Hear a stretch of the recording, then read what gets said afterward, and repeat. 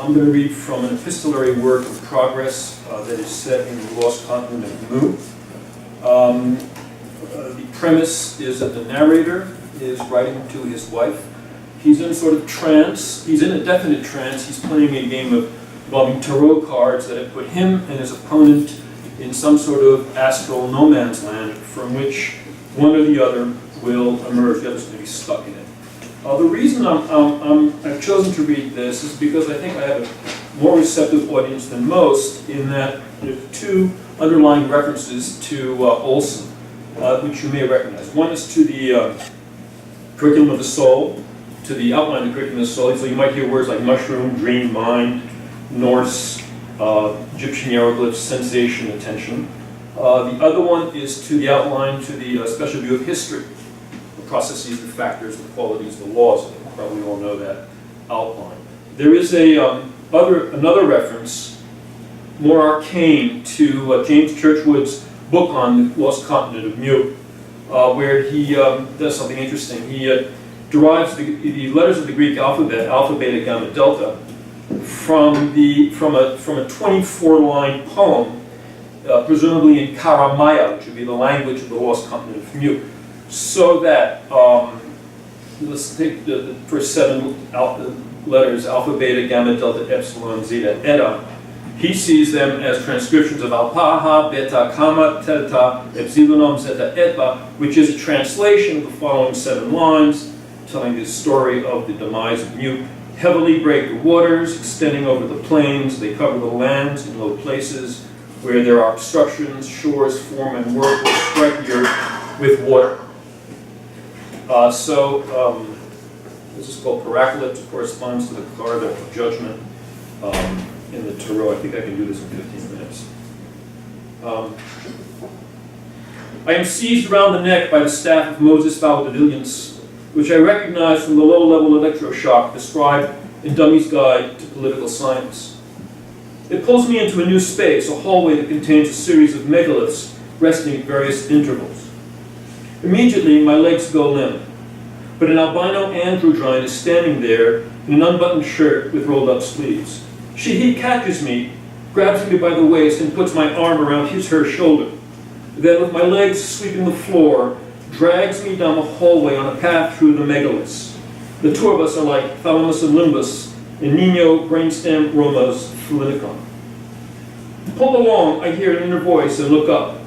The androgyne's white fingers are raised above our heads, wiggling, gesticulating, and I understand that from these hand signals, the Chi-He is my interpreter. Addressing my inner mind through sign language, the interpreter explains that Chi-He is leading me to Dante Ali's Palace of Infinite Justice, where the telepathic language of Esperanto is the chosen tongue. In a moment of multiple revelations, I understand the special place to which the cards of the tarot game have brought me. As the grand union between Witten and Witten-Luz, as the final turn in the dialectic of the Pyramid of Enlightenment, and last leg on the journey to the One, the master plan of Lupus now faces Judgment Day. The albino androgyne dragging me into the palace carries me onto the mound of cerebellums, just past the entrance where Chi-He helps me take hold of a walker, a classic model without wheels. Then my interpreter retreats back into the hallway of the megaliths, leaving me clutching the walker alone before my silent witnesses.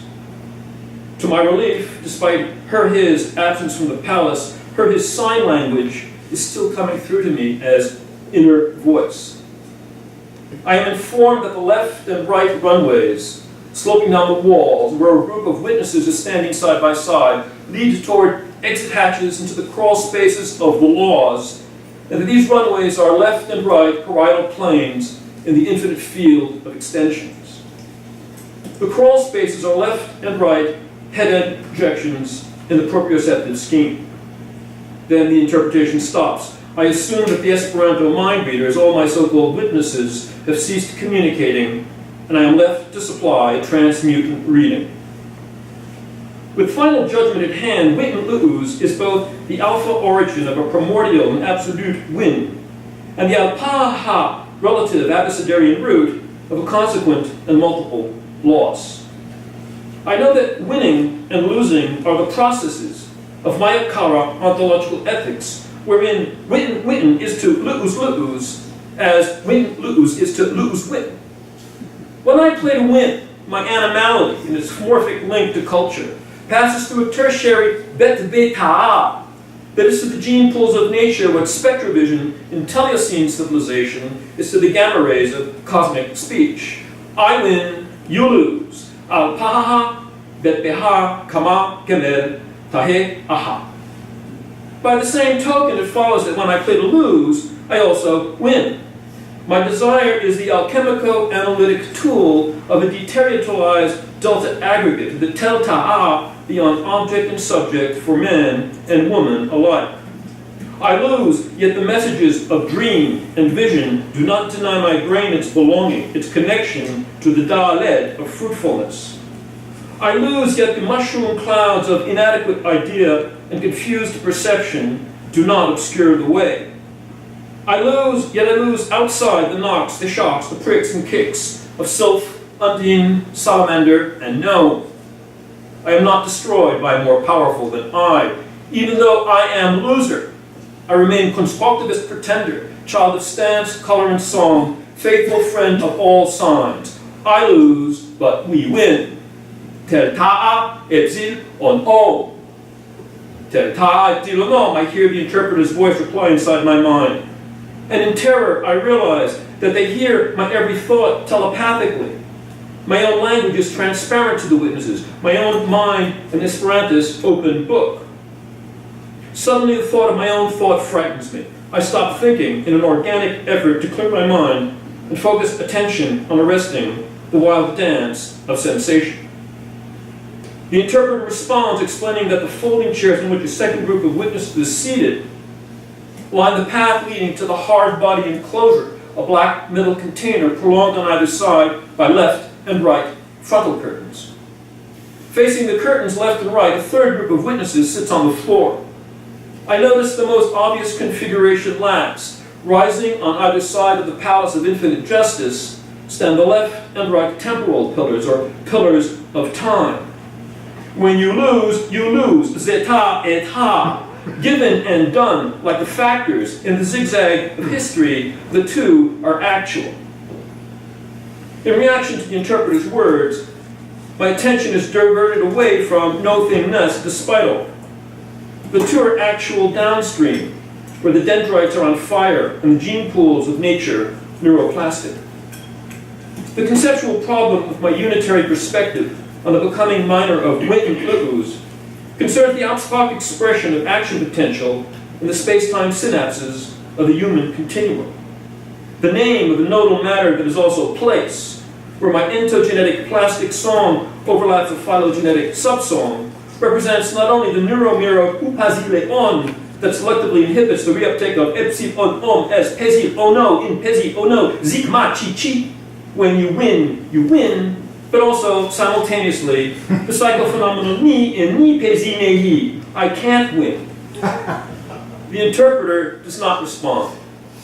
At this critical juncture in my descent into the abyss, when win and lose operates as the frontal, temporal, parietal, and head-end network of transmitter and receptor sites for the structure of error, the creation of illusion, and the cybersteroid form of a majority no longer plural, but one, I notice a small grid in the metal facade of a hard body enclosure, behind which a set of eyes has suddenly appeared. The eyes seem fixed on me, yet as soon as I spot them, they disappear. Moments later, they reappear behind the grid and then disappear again. Either it is the same set of eyes or a second person is peering at me through the grid.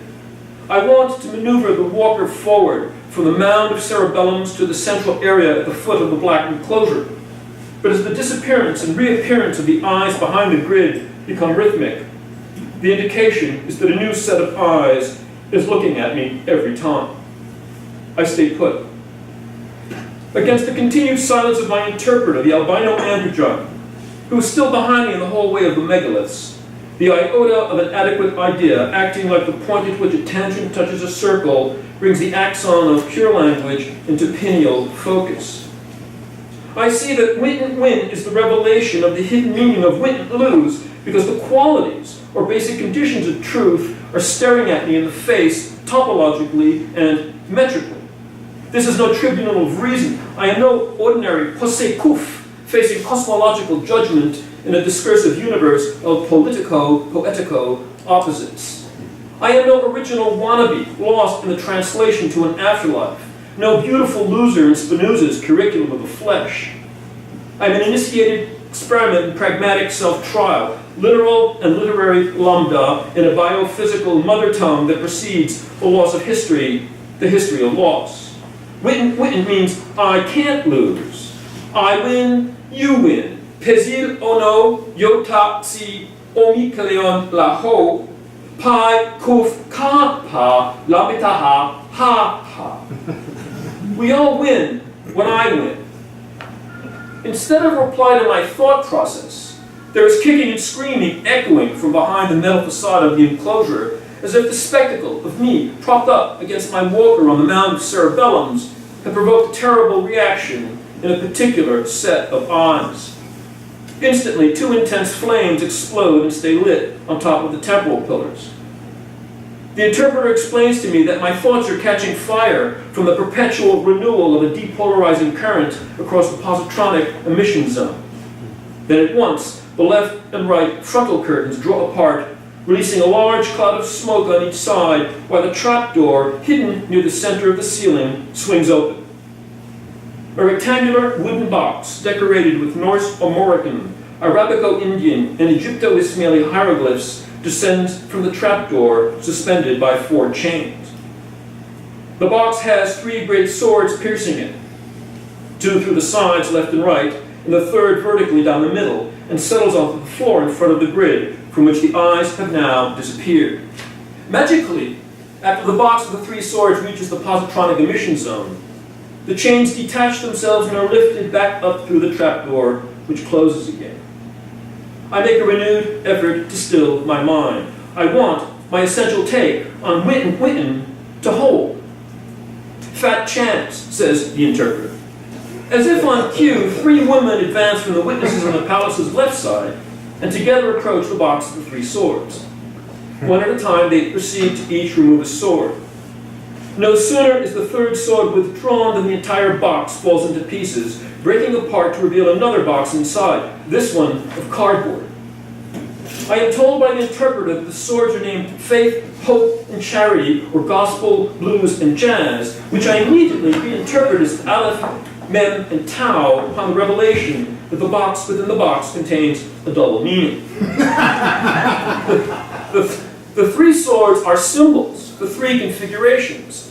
The hall of the megaliths, the mound of cerebellums, and the hard body enclosure, according to a larger magic view, like the ones outlined in Earth's special Weltanschauungs, whereby the palace's 7 configurations, which include the parietal runways, the head and crawl spaces, the temple pillars, and the frontal curtains, represent the 7 double letters of axonal sprouting in the gates of pure language. Without further word from the interpreter, 3 men now come forward from the witnesses on the palace's right side.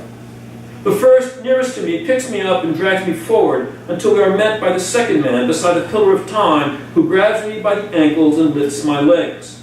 Together they carry me toward the cardboard box, where the 3rd man is waiting for me, holding a roll of artist's tape. He tears off a piece of tape, puts it over my mouth.